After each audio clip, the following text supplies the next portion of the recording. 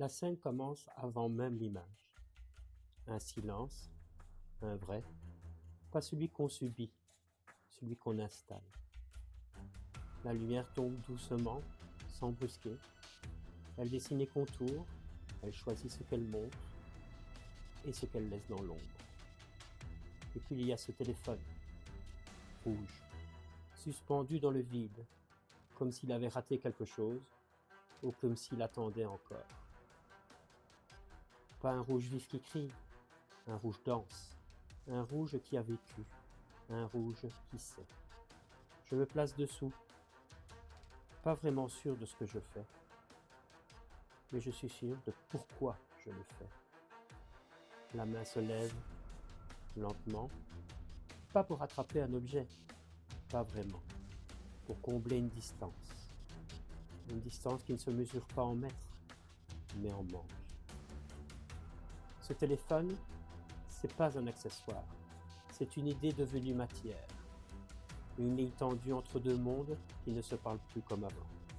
Avant, il suffisait d'un appel, un « t'es là ?» un « je rentre tard », un « pense à prendre du pain », des mots simples, des mots sans poids.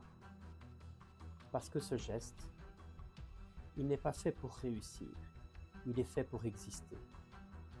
Pour dire que le lien, lui, n'a pas disparu. Il a changé de forme. Il est devenu invisible, mais pas inexistant. Dans l'image finale, on verra peut-être juste un homme, un téléphone rouge, une tentative suspendue.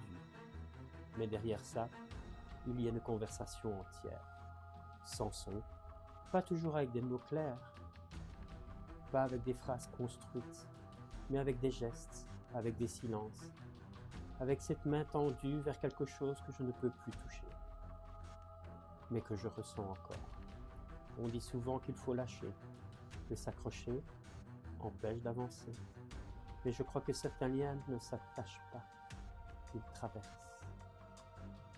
Ils passent au-dessus du temps ou au travers d'absence, ils contournent la logique, ils restent autrement. Alors oui, je n'attrape pas le téléphone, pas vraiment.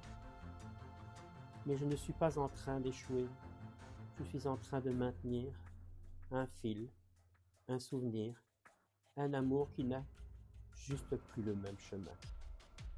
Et dans cette image, dans ce moment figé, il y a quelque chose de très calme, presque paisible, comme si au fond je savais déjà que même sans réponse au bout du fil, tu es encore quelque part de l'autre côté.